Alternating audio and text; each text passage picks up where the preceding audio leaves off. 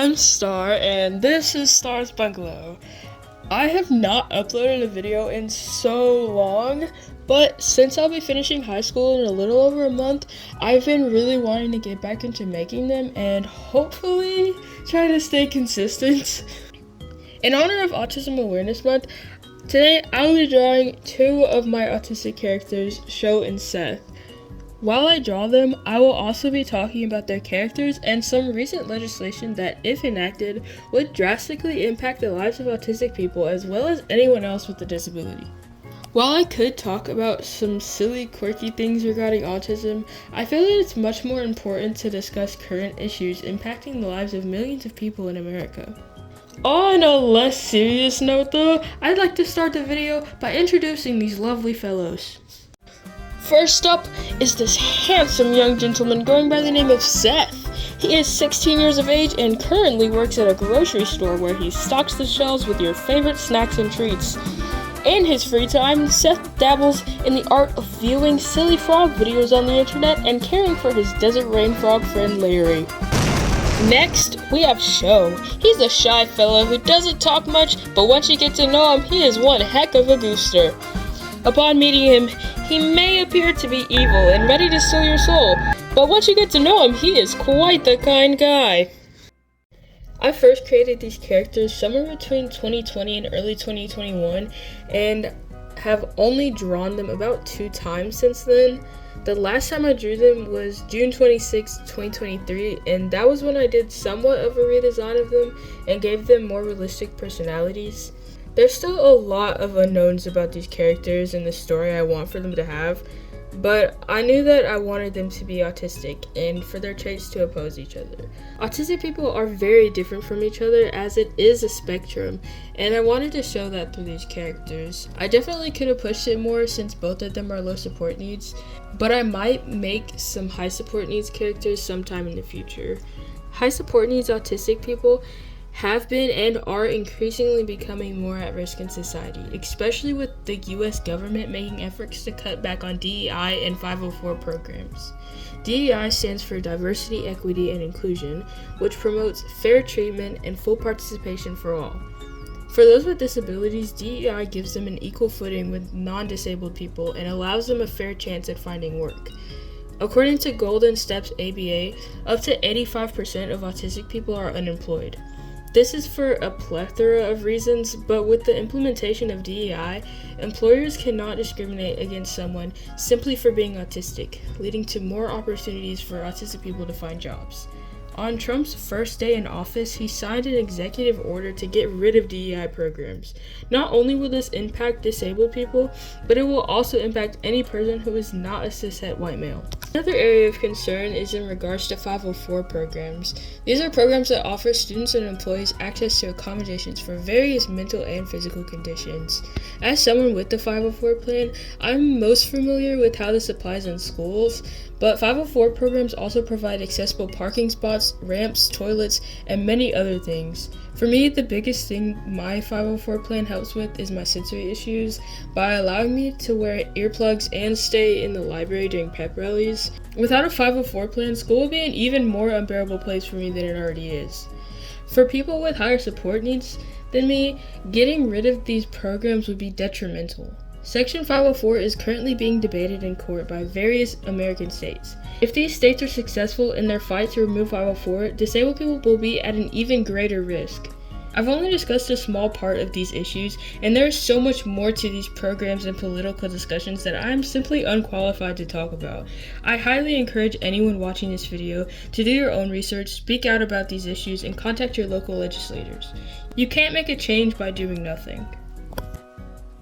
Another recent thing that happened in regards to autism was RFK Jr.'s announcement about his finding on autism. In this announcement, he made a lot of statements that were infactual and potentially harmful to how the general population perceives autism. Before I go further into detail about his statements, I would like to preface this by saying I am not a professional. I do not have a degree. I am simply someone who has done a lot of research on autism and feel the need to share accurate information I have found regarding this topic. All of my sources will be linked in this video's description, and if any information I have said was incorrect, please let me know in the comments so that I can correct myself. Here's the first clip. Autism destroys families. More importantly, it destroys our greatest resource, which are our children. And these are kids who will never pay taxes. They'll never hold a job. They'll never play baseball. They'll never write a poem. They'll never go out on a date. Many of them will never use a toilet unassisted. And we have to recognize we are doing this to our children. While, yes, some autistic people are unable to do these things, it does not mean that they won't ever be able to, or that others aren't already able to.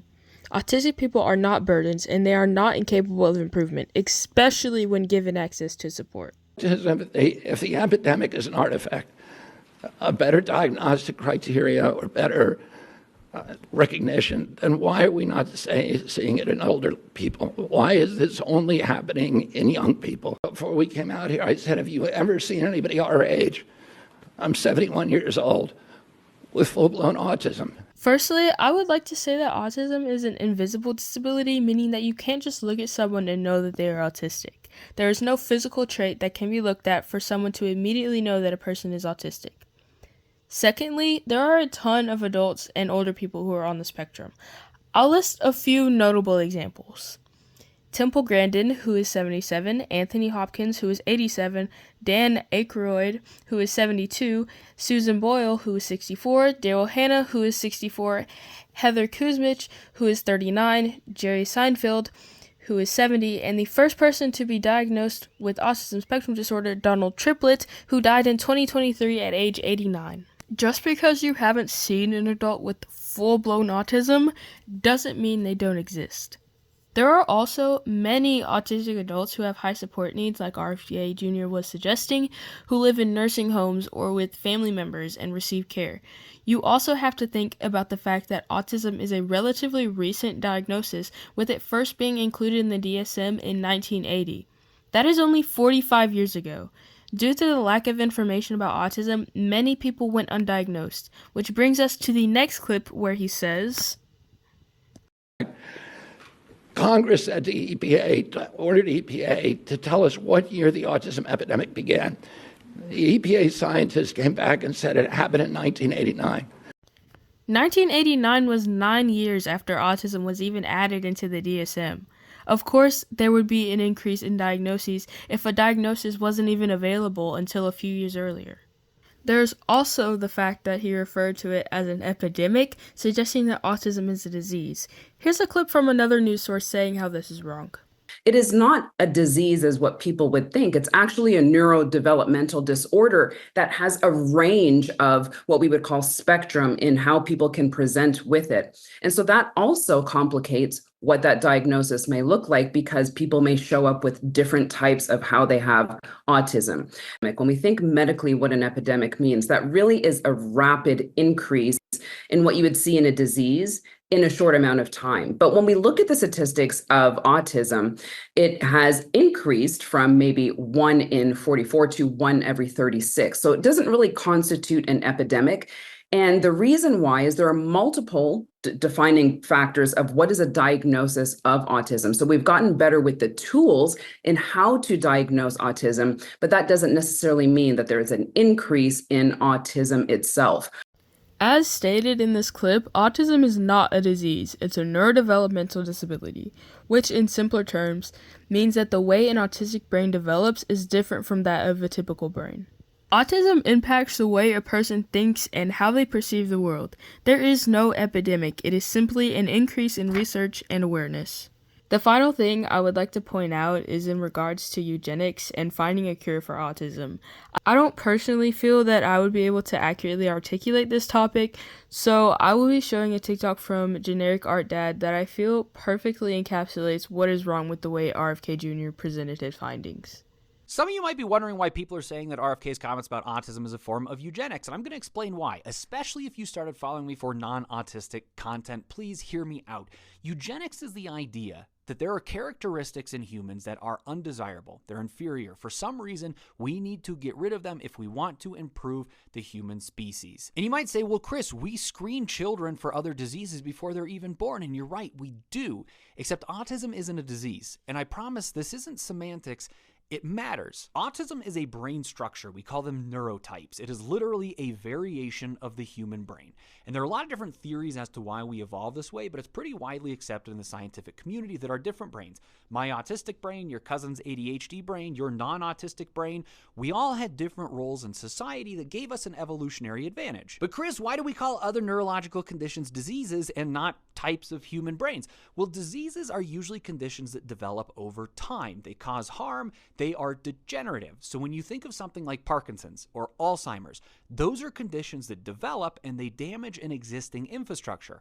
Autism is around from birth, and it is not degenerative. And what I'm about to say, I think, is actually why the things that RFK said seem to be a socially acceptable form of eugenics.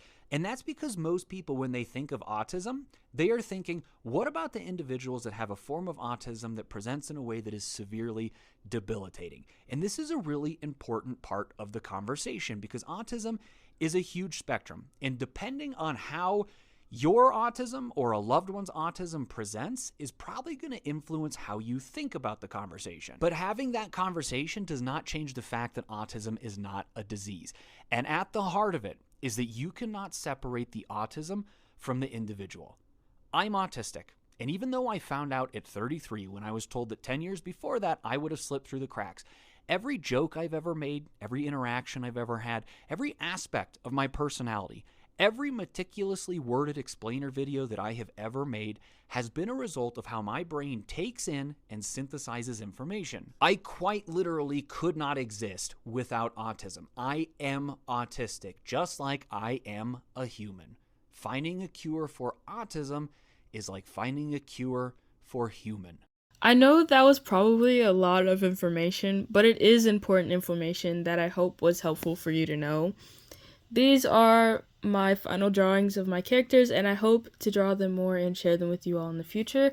I hope you all enjoyed this video. Please like, subscribe, and leave a comment telling me your thoughts on this video and what I should do next.